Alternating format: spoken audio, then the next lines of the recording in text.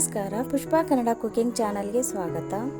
ಈ ವಿಡಿಯೋದಲ್ಲಿ ಅರ್ಧ ಕೆಜಿ ಬಾಂಬೆ ರವೆ ಬಳಸಿ ಸರಿಯಾದ ಅಳತೆಯಲ್ಲಿ ಮತ್ತು ಕಡಿಮೆ ಟೈಮ್ನಲ್ಲಿ ಸಾಕಷ್ಟು ಕರ್ಜಿಕಾಯಿಗಳನ್ನು ಯಾವ ರೀತಿ ಮಾಡಬಹುದು ಅನ್ನೋದನ್ನು ಟಿಪ್ಸ್ ಮತ್ತು ಟ್ರಿಕ್ಸ್ ಜೊತೆಗೆ ಶೇರ್ ಮಾಡ್ತಾ ಇದ್ದೀನಿ.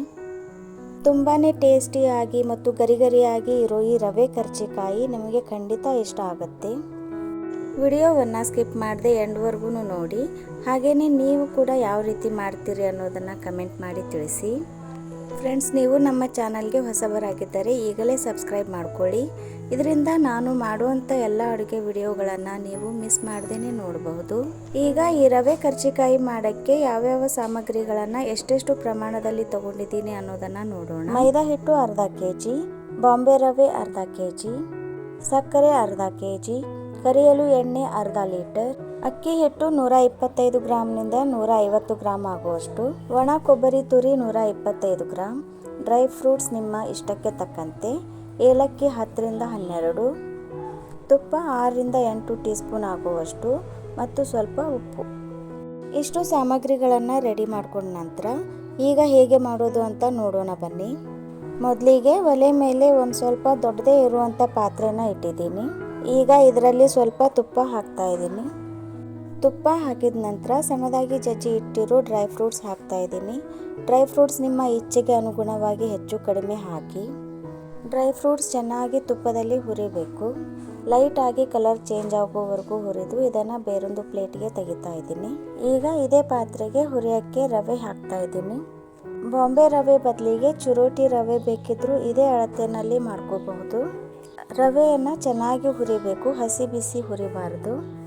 ರವೆಯನ್ನು ಆದಷ್ಟು ಮೀಡಿಯಂ ಫ್ಲೇಮ್ ಇಲ್ಲವೇ ಮಧ್ಯದಲ್ಲಿ ಲೋ ಫ್ಲೇಮ್ ಮಾಡ್ತಾ ಹುರಿಬೇಕಾಗತ್ತೆ.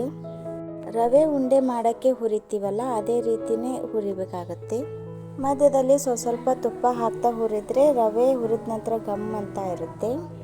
ಈ ರೀತಿ ಚೆನ್ನಾಗಿ ಹುರಿದಾದ ನಂತರ ಗ್ಯಾಸ್ ಫ್ಲೇಮನ್ನು ಆಫ್ ಮಾಡಿ ಬೇರೊಂದು ಪಾತ್ರೆಗೆ ಟ್ರಾನ್ಸ್ಫರ್ ಮಾಡ್ತಾ ಇದ್ದೀನಿ. ರವೆ ಹುರಿದಾದ ನಂತರ ಸಕ್ಕರೆ ಪೌಡರ್ ಮಾಡ್ಕೋತಾ ಇದ್ದೀನಿ. ಅರ್ಧ ಕೆಜಿ ರವೆಗೆ ಅರ್ಧ ಕೆಜಿ ಸಕ್ಕರೆ ಪರ್ಫೆಕ್ಟ್ ಆಗಿರುತ್ತೆ. ಸಕ್ಕರೆ ಜೊತೆಗೇನೆ ಇಡಿಯಾದ ಏಲಕ್ಕಿ ಹಾಕಿ ಮಿಕ್ಸರ್ಗೆ ಹಾಕೋದ್ರಿಂದ ಏಲಕ್ಕಿ ಫ್ಲೇವರ್ ಚೆನ್ನಾಗಿ ಬ್ಲೆಂಡ್ ಆಗುತ್ತೆ. ಈ ರೀತಿ ಸಣ್ಣಗೆ ಪುಡಿ ಮಾಡಿದ ನಂತರ ಇದನ್ನು ರವೆ ಜೊತೆಗೆ ಸೇರಿಸ್ತಾ ಇದ್ದೀನಿ. ನಿಮಗೇನಾದರೂ ಸಕ್ಕರೆ ಬೇಡ ಅನಿಸಿದರೆ ಅದರ ಬದಲಿಗೆ ಬೆಲ್ಲ ಕೂಡ ಪುಡಿ ಮಾಡಿ ಸೇರಿಸ್ಕೋಬಹುದು. ಈಗ ಇದರಲ್ಲಿನೇ ಒಣ ಕೊಬ್ಬರಿ ತುರಿ ಮತ್ತು ತುಪ್ಪದಲ್ಲಿ ಹುರಿದ ಡ್ರೈ ಫ್ರೂಟ್ಸ್ ಕೂಡ ಸೇರಿಸ್ತಾ ಇದ್ದೀನಿ. ಎಲ್ಲವನ್ನು ಚೆನ್ನಾಗಿ ಮಿಕ್ಸ್ ಮಾಡಿದರೆ ಕರ್ಜಿಕಾಯಿ ಒಳಗೆ ತುಂಬುವ ಮಿಶ್ರಣ ರೆಡಿ ಆಗುತ್ತೆ. ಈಗ ಇದು ರೆಡಿ ಆಗಿದೆ. ಇನ್ನು ಮುಂದಿನ ಸ್ಟೆಪ್ ಕರ್ಜಿಕಾಯಿಗೆ ಹಿಟ್ಟು ನಾದಿಕೊಳ್ಳೋದು. ಕರ್ಜಿಕಾಯಿ ಮಾಡೋಕ್ಕೆ ಹಿಟ್ಟು ಚಪಾತಿ ಹಿಟ್ಟಿನ ಥರ ಮೆತ್ತಗೆ ಇರಬಾರ್ದು. ಈಗ ನಾನು ತಗೊಂಡಿರುವಂಥ ಹಿಟ್ಟಿಗೆ ಸ್ವಲ್ಪ ತುಪ್ಪ ಸೇರಿಸ್ತಾ ಇದ್ದೀನಿ. ತುಪ್ಪದ ಬದಲಿಗೆ 2 ಸ್ಪೂನ್ ಆಗುವಷ್ಟು ಎಣ್ಣೆ ಕೂಡ ಸೇರಿಸ್ಬಹುದು. ತುಪ್ಪ ಹಿಟ್ಟಿನ ಜೊತೆ ಕೂಡ್ಕೊಳ್ಳೋಕ್ಕೆ ಈ ರೀತಿ ಮಿಕ್ಸ್ ಮಾಡ್ಕೊಳ್ಳಿ. ಈಗ ಸ್ವಲ್ಪ ಉಪ್ಪು ಸೇರಿಸ್ತಾ ಇದ್ದೀನಿ. ಈಗ ಸ್ವಲ್ಪ ನೀರು ಸೇರಿಸ್ತಾ ಹಿಟ್ಟು ನಾದ್ಕೋಬೇಕು. ಇದನ್ನು ಹೆಚ್ಚು ಕಡಿಮೆ ಪೂರಿ ಹಿಟ್ಟಿನ ಹದಕ್ಕೆ ಇಲ್ಲವೇ ಅದಕ್ಕಿಂತ ತುಸು ಗಟ್ಟಿಯಾಗಿ ನಾದ್ಕೋಬೇಕು.